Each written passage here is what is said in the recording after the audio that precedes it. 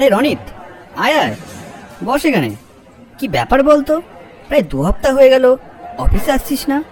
আমি একবার কলও করেছিলাম মাঝে, কাকিমা ফোনটা ধরেছিলেন, বলেছিলেন তোর নাকি ভীষণ জ্বর। তা মাসির বাড়ি ঘুরে আসতে গিয়ে জ্বর বাঁধিয়ে ফেললি নাকি রে ভাই? আমার মাথায় বিন্দু বিন্দু ঘাম জমেছে। পকেট থেকে রুমালটা বের করে ঘাম মুছতে মুছতে কাঁপা কাঁপা গলায় আমি বললাম, একটা সাংঘাতিক ঘটনার অভিজ্ঞতা নিয়ে মাসির বাড়ি থেকে ফিরেছি। ঘটনাটা মনে পড়লেও আমার সারা শরীরটা ভয়ে অবশ হয়ে আসে। কি এমন ঘটনা যার কারণে তোর মতন একটা হাট্টা ঘট্টা ছেলে ভয়ে কুকড়ে যাচ্ছে? সে এক লম্বা গল্প। আমাদের কোনো তাড়া নেই, তুই বলতে থাক, আমরাও শুনি কি এমন ঘটনা ঘটেছে। আমি একবার গলা খাঁকড়ে দিয়ে তারপর বলতে শুরু করলাম। মাসির বাড়িদের গ্রামের নাম মহেশপুর। আমি সেই ছোটবেলায় গেছিলাম, তারপর আর সেইভাবে যাওয়া হয়নি। মাঝে বাবা মা 2-1বার যদিও গেছিল, কিন্তু আমার অফিসে কাজ থাকায় আর যাওয়া হয়নি। সত্যি কথা বলতে আমার ইচ্ছেও করেনি, কিন্তু এবার কি মন হলো একটু ঘুরে আসি। আর ঘুরে আসার কথা মনে পড়তেই মাসির বাড়ির কথা মনে পড়ল। বৈশাখ মাসের এই পচা গরমে গ্রামের থেকে ভালো আর ঘোরার কি জায়গা হতে পারে? প্রাকৃতিক সৌন্দর্যের সাথে সাথে ফুরফুরে ঠান্ডা হাওয়া। তাই দেরি না করে মাসিকে ফোন করে বেরিয়ে পড়লাম।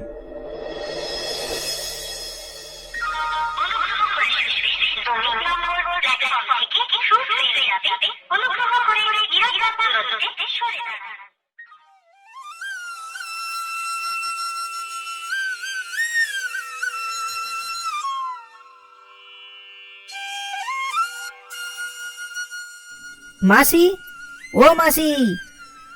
আরে বাবা রনিত, তুই চলে এসেছিস? আয় আয়, কত বড় হয়ে গেছিস। দেখি ব্যাগটা আমাকে দে, আমি ভেতরে রেখে আসি। তুই হাত মুখটা ধুয়ে নে। যথারীতি আমি হাত মুখ ধুয়ে এলাম। মাসি এর মধ্যে জল খাবার নিয়ে চলে এসেছে, সেটাই খেতে বসলাম। মেশো কোথায়? তুই আসছিস জেনে সে খুশিতে আজকে আর দোকান খোলেনি, সকাল সকাল বাজারে গেছে। তুই যা যা খেতে পছন্দ করিস সেই সবই আজ রান্না হবে, এই হুকুম দিয়ে গেছে সকালে। এই চলে আসবে। বলতে বলতে মেশো চলে এলো। আমাকে দেখে একগাল হেসে বলল, কেমন আছিস বাবা? এই বুড়ো মাসি মেশোর কথা তো ভুলেই গেছিস দেখছি। ছি ছি, অমন কেন বলছো মেজো? ছেলেবেলার গরমের ছুটিগুলো তো এই বাড়িতেই কাটানো। কত স্মৃতি জমে আছে। আমি তো শুধু সুযোগ খুঁজছিলাম এখানে আসার। তারপর বেশ কিছুক্ষণ কথাবার্তা চলল। দুপুরের খাওয়া সেরে জমিয়ে ভাত ঘুম দিয়ে যখন চোখ খুলি, তখন ঘড়িতে প্রায় সন্ধে 6টা বাজতে যায়। সবাই গেল কোথায়? মাসি! আমার ডাক শুনে মাসি আমার ঘরে হন্তদন্ত হয়ে ঢুকলো আর বলল, তুই উঠে পড়েছিস বাবা? জানিস না কি কাণ্ড ঘটেছে? আমাদের পাশের বাড়ির গিন্নি আজ 3 দিন ধরে অসুস্থ। গ্রামের বাইরের একটা হসপিটালে ভর্তি ছিল। কিছুক্ষণ আগেই খবর পাওয়া গেল যে উনি মারা গেছেন। মৃতদেহ আনতে তোর মেশো আর গ্রামের কিছু লোক গেছে, ওনার স্বামী আর ছেলের সাথে। আহারে, অনেক অল্প বয়সেই চলে গেলেন। কথাটা শুনে একটু মন খারাপ হলো। যাই হোক, তারপর আমিও উঠে পড়লাম। গ্রামের সন্ধে একটু বেশি আধারাচ্ছন্ন হয়। কিছুক্ষণ ফোনটা হাতে তুলে সোশ্যাল মিডিয়া ঘাটাঘাটি শুরু করলাম। আজ বড়ই চঞ্চল লাগছে মনটা। এরই মধ্যে বাইরে হট্টগোল শোনা গেল। আমি আর দেরি না করে বাইরে গেলাম। গিয়ে দেখলাম গ্রামের বেশ কিছু লোক একটা মরার খাটকে ঘিরে দাঁড়িয়ে। আমিও এগিয়ে গেলাম। দেখলাম একজন মহিলার মৃতদেহ। সবাই ব্যস্ত হয়ে পড়ল মৃতদেহের খাট সাজিয়ে শ্মশানে নিয়ে যাওয়ার জন্য। বাবা রনিত, গ্রামের কিছু লোক যাচ্ছে শ্মশানে, সাথে তোর মেশোও যাচ্ছে। আর যারা যারা যাচ্ছে তাদের বাড়ির মহিলারা আপাতত আমাদের বাড়িতেই থাকবে। তুইও আমাদের সাথেই থাক। আমিও বরং যাই ওনাদের সাথে। আচ্ছা, তুইও চল তাহলে।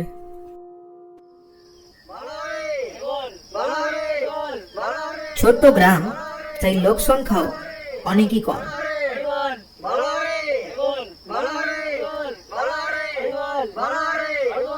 গোটা 15 জন মতো আমরা বেরিয়ে পড়লাম শ্মশানের উদ্দেশ্যে।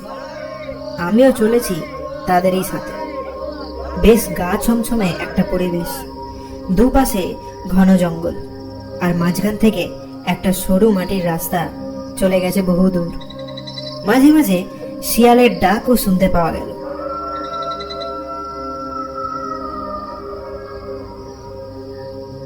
গাটা বেশ হালকা হয়ে এলো আমার। এরই মাঝে ঝিরি ঝিরি বৃষ্টি শুরু হয়ে গেল হঠাৎ। সবাই দাঁড়িয়ে পড়ল।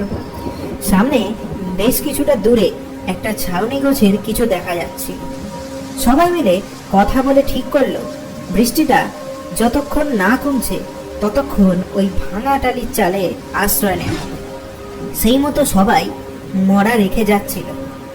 হঠাৎ এক বয়োজ্যেষ্ঠ লোক বলে উঠল, কি রে, সবাই চলে গেলে চলবে নাকি? কাউকে তো থাকতে হবে মরার কাঠ চুয়ে। তোরা তো দেখছি সব ভুলেই খেয়েছিস। বেশ কিছু লোক বলে উঠল যে এই বৃষ্টিতে মরার খাট ছুঁয়ে থেকে ভিজতে হবে নাকি, আর টালির চালটাও ছোট, ওখানে মরা নিয়ে গেলে আমাদেরই বাইরে থাকতে হবে। তার চেয়ে একটা কাজ করা হোক, ভোলা এখানে থাক, একটা ছাতা আছে সেটা মাথায় দিয়ে বসে থাকুক। না বাবা, এই মরার পাশে আমি একা বসে থাকবো নাকি? আমি পারবো নি। বৃষ্টিটাও আস্তে আস্তে জোরে পড়তে শুরু করলো। সবাই ঠিক করলো যে মরাটা ওখানে রেখে সবাই সেই টালির চালে আশ্রয় নেবে। সামনেই তো ওখান থেকে দেখা যাবে, আর মরা মানুষ যাবেই বা কোথায়। এই বলে সবাই এগিয়ে চলল। দেখলাম সেই বৃদ্ধ ব্যক্তি একটু অসন্তুষ্ট হলো, কিন্তু সবাই মিলে বলাতে উনি আর বিশেষ কিছু বলতে পারলেন না।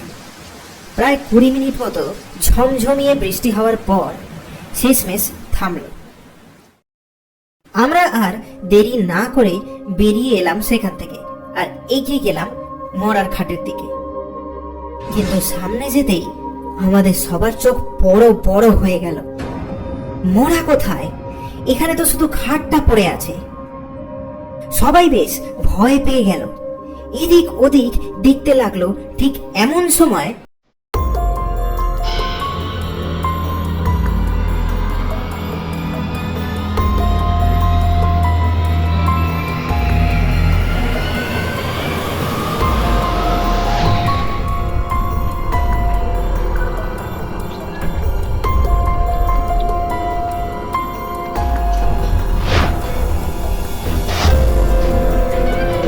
আমরা একটা আর্তনাদ শুনে পিছনে তাকাতেই দেখলাম একজনকে টানতে টানতে নিয়ে জঙ্গলের অন্ধকারে মিলিয়ে গেল সেই মৃতদেহ। আমাদের সবার হাত পা ঠান্ডা হয়ে গেল দৃশ্যটা দেখে। আমরা সবাই দৌড়ে গেলাম সেখানে। আমার ফোনটা বের করে সামনের টর্চ ফেলতে দেখলাম সেই ভয়াল দৃশ্য। যে লোকটিকে টেনে নিয়ে গেল তার আধমরা দেহটা পড়ে আছে মাটিতে, একটা হাত ছিঁড়ে খেয়ে ফেলেছে। আমার গা গুলিয়ে উঠল। সেই বৃদ্ধ ব্যক্তি বলল, তোরা কত বড় ভুল করেছিস বুঝতে পারছিস? মৃতদেহ সৎকারে নিয়ে যাওয়ার সময় একা ছেড়ে রাখতে নেই। তোদেরকে পই পই করে বারণ করেছিলাম। কোনো একজনকে খাট ছুঁয়ে বসে থাকতে হয়। এখন সেই মৃতদেহতে ওই মহিলার আত্মা প্রবেশ করেছে, আর সে এখন প্রেত রূপ ধারণ করেছে। সবাই কি বলবে ভাবছি। এমন সময় আমার মেসো বলে উঠল, জ্যাঠামশাই, এবার আমরা কি করব তাহলে? কিছু মশাল বানিয়ে ফেল ছেঁড়া কাপড় দিয়ে।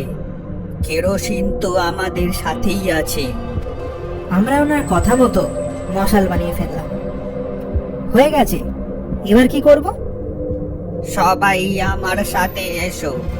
আমি একটা মন্ত্র বলে সেই প্রেতকে ডেকে কোনো মতন ভাবে খাটে শোয়াবো। তোমরা দেরি করবে না, সাথে সাথে কেরোসিন ঢেলে দিয়ে জ্বালিয়ে দেবে সেই শরীরটাকে। আমি কিন্তু বেশিক্ষণের জন্যে আটকে রাখতে পারবো না। তোমরা যা করবে খুব তাড়াতাড়ি করবে। সবাই ভয়ে ভয়ে মাথা নাড়ল। তারপর আমরা সেই মরার খাটের সামনে এসে দাঁড়ালাম। সেই বৃদ্ধ ব্যক্তি চোখ বন্ধ করে হাতের মুঠোতে কিছু একটা রেখে এক নাগাড়ে মনে মনে মন্ত্র জপতে থাকে। কিছুক্ষণের পর সামনের জঙ্গল থেকে এক নারী মূর্তিকে আসতে দেখলাম। কি বিকট লাগছে দেখতে! এক ভয়ঙ্কর হাসিতে সারা জঙ্গলটা কেঁপে উঠল।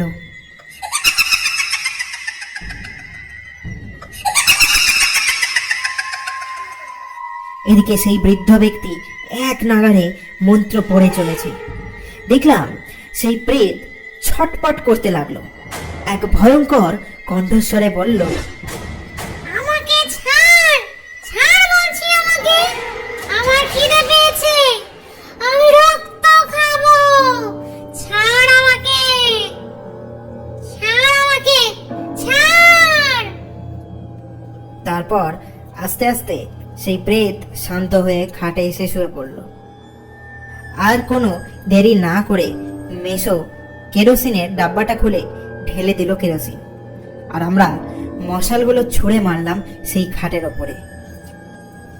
ঘন্টা খানেকের মধ্যে পুড়ে ছাই হয়ে গেল সেই দেহ। শেষে বৃদ্ধ ব্যক্তি এক মুঠো ছাই হাতে নিয়ে একটা হাঁড়িতে ভরে দিল, আর আমরা একসাথে নদীর পাড়ে গিয়ে সেটা ভাসিয়ে দিলাম। তারপর বাড়ি ফিরে গোটা গ্রাম জানতে পারলো সেই ভয়ঙ্কর ঘটনা। আমার শরীরটা হালকা হয়ে এলো। পরের দিন খবর পেয়ে বাবা চলে এলো আমাকে নিতে। তারপর বাড়ি এসে জ্বরে পড়ে গেলাম। আসলে ব্যাপারটা আমি নিতে পারিনি, এরকমও হতে পারে কোনো ধারণা ছিল না। এবার বল, তোদের কি বক্তব্য? ওরা আর কিছু বলতে পারলো না। দেখলাম একে অপরের দিকে তাকাচ্ছে। আমি বুঝলাম ঘটনাটা বিশ্বাস করবে কিনা তা নিয়ে ভাবছে। আমি আর কথা বাড়ালাম না, উঠে পড়লাম টেবিল ছেড়ে।